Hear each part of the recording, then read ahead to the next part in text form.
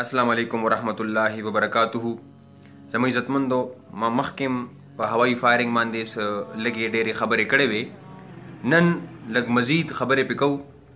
هوایي فایرنګ کولو والا هوایي فایرنګ کولو والا دا یو نامعلومه قاتل دی. زه ډز کوم ما ته دا څه ګارنټي ده ما سره د دې خبرې چې په دې ډز باندې څوک لګېدلي نه دي. نو هوایي فایرنګ کولو والا یو نامعلوم قاتل دی او دی جان بوجھ کر دا ډزې کوي. د ته ښه پته لګي چې چاته به خو دا راغورځېږي که نه. یعنې د ډزو والا سره د دې خبرې څه ګارنټي ده چې دا ډز چې دا ګولی کوم ځای کې راغورځېدلې ده په یو خالي میدان باندې راغورځېدله. څه پته لګي هلته سپی روانو او په هغه راغورځېدله. نو سپی به هم بې مقصده ده نه وجنې چې تا له نقصان نه رکړي. تا ته هېڅ حق نه دی حاصل چې ته یې مړ کړي. دا کو په یو ځناور باندې را پرېوتله نو هم تا نه الله تعالی تپوس کوي. او په تېره هلته به یو انسان وي څوک به په پټي کې کار کوي څوک په کور کې ناست دي. یعنې تا سره د دې خبرې هېڅ ثبوت نشته چې دا به یو داسې سیف ځای کې راغورځېږي چې هلته به څوک هم نه وي. نو دا څومره چې خلکه ډزې کړي دي او کوي دا ټول نامعلوم دا قاتلان دي. د دوی سره د دې خبرې هېڅ ثبوت نشته چې زموږ په ګولی باندې څوک نه دي لګېدلي. دا به خو چته راغورځېدلي وي که نه په یو میږي باندې به خو راغورځېدلي وي که نه. نو انسان یا مسلماني خدا ده. نبی کریم صلی الله علیه و آله وسلم موږ ته دا درس راکړی دی چې ستاسو د ذات نه چاته تکلیف نه وي. نو که زموږ د ذات نه چاته تکلیف وي نو دا خو بیا موږ صحیح مسلمانان نه شو که نه. د دغه حدیث سره به موږ څه کوو بیا.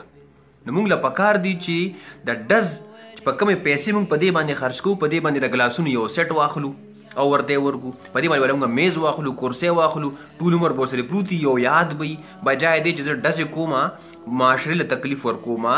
څوک په ناجوړه وي څوک په سبق وي څوک په تلاوت وي موږ سره دا احساس نشته. نو تاسو ټول ته زه دا خواست کوم چې ډزې مه کوئ او خاص کر پښتنو ته زه وایم ځکه چې پښتانه دا یو ډېر غیرت ګڼي. غیرت دا ډېره غټه بې غیرتي ده. غیرت دا چې زه پکې ډزې ونه کړي. نو چې د چا ودونه کېږي دوی په کار ده چې دې کې راپاسي او ووایي چې لکه دا ډزې مه کوئ. دنیا خلکه د تبو برباد شو او بیا موږ نه سمیږو تر دې پورې چې په کوم کور نه یو ګولی راغورځېدلی هغه کور کس پکې مړ شوی دی سبا له چې په هغوی کې ښادي وي بیا ډزې کوي. نو دې عقل سره اوس څه کوي دې سره اوس څه کوي لکه. نو موږ له سمجھ پکار دی سوچ پکار دی احساس پکار دی.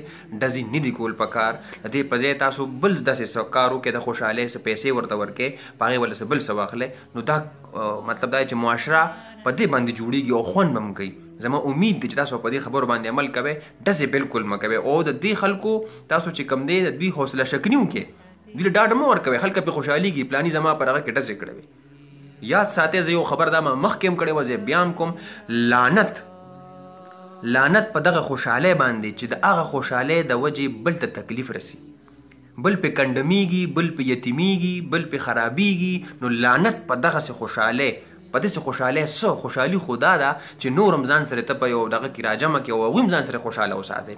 زه که خوشحاله یم او بل ته زه تکلیف رسوم نو دا څه خوشحالي نه ده. په دې بدنه د الله هم خفئ.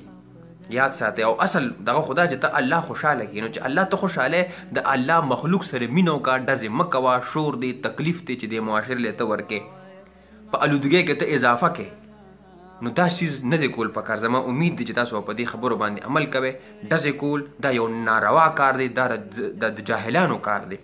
د تربیه یافته او چې کم قوم شعور لري کم احساس لري هغوی دا کارونه نه کوي. نو راځئ چې په دې خبرو باندې عمل وکړو. موږ ډزې نه کوو. کم از کم ډزې شوې داسې بل داسې کار چې زموږ د ذات د وجې نورو خلکو د تکلیف وي هغه کار موږ نه کوو. الله نه دعا ده چې په دې خبرو باندې موږ عمل وکړو. سبحان ربک رب العزة عما یصفون وسلام علی المرسلین والحمد لله رب العالمین.